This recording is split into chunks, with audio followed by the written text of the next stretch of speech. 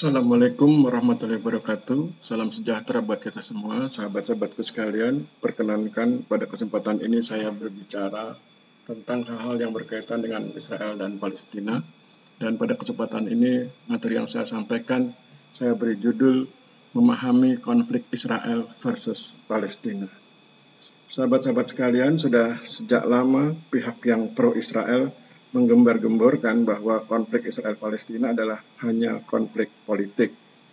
Promosi ini berhasil hingga sebagian masyarakat dunia menyatakan bahwa konflik Israel-Palestina adalah konflik politik.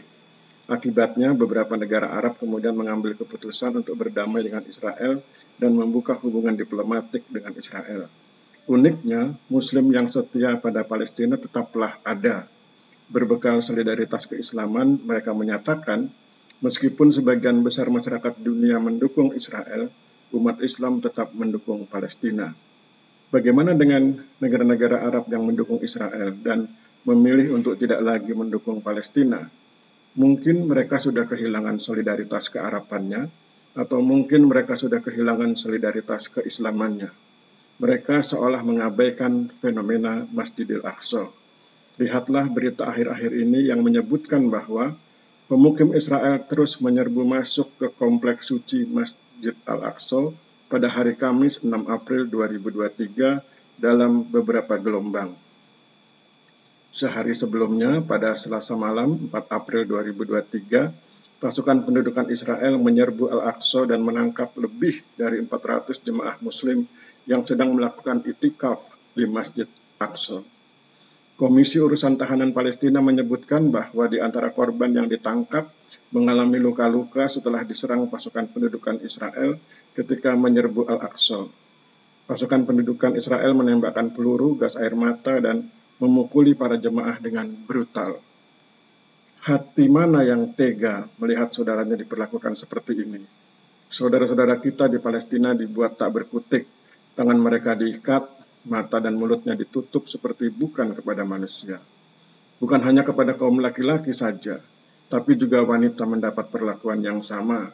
Padahal mereka bukan teroris, mereka hanya berusaha membela keadilan untuk jamaah Masjid Al-Aqsa semampu yang mereka bisa. Sedangkan di tempat lain, dalam kompleks Masjidil Aqsa, ratusan jamaah dipaksa meninggalkan masjid agar supaya para pemukim Israel bisa leluasa mengadakan ritual kepercayaannya. Hasbunallah wa ni'mal wakil. Kisah pilu inilah yang justru membuktikan bahwa konflik Israel bukan sekedar konflik politik, melainkan konflik agama, karena ada fenomena perebutan Masjidil Aqsa, konflik kemanusiaan, karena ada penganiayaan terhadap bangsa Palestina oleh pasukan Israel, konflik rasial, karena ada perbedaan perlakuan antara warga Israel keturunan Eropa Amerika dengan warga Israel keturunan Arab, konflik ekonomi, karena ada upaya memiskinkan bangsa Palestina demi kesejahteraan Israel. Demikianlah informasi tentang konflik Israel-Palestina. Semoga dapat menambah wawasan kita semua dan dapat mendukung kesetiaan kita untuk terus mendukung Palestina dan mendoakan kemerdekaan Palestina. Jangan bicara bahwa hal itu tidak mungkin, karena sesungguhnya bagi Allah hal itu mungkin sepanjang Allah Subhanahu wa Ta'ala berkenan. Maka Palestina akan merdeka dan menjadi negara yang berdaulat sepenuhnya. Bukankah bangsa Indonesia pernah mengalami hal yang sama ketika berjuang menjadi negara merdeka, negara kesatuan Republik Indonesia, atas berkat rahmat Allah Subhanahu wa Ta'ala dan didorong oleh keinginan yang luhur, maka bangsa Indonesia menyatakan kemerdekaannya. Itulah pernyataan bangsa Indonesia di tahun 1945. Semoga bangsa Palestina juga dapat merasakan kemerdekaan sebagaimana bangsa Indonesia. Saya pikir demikian. Saya akhiri. Wabillahi taufiq wal hidayah. Wassalamualaikum warahmatullahi wabarakatuh.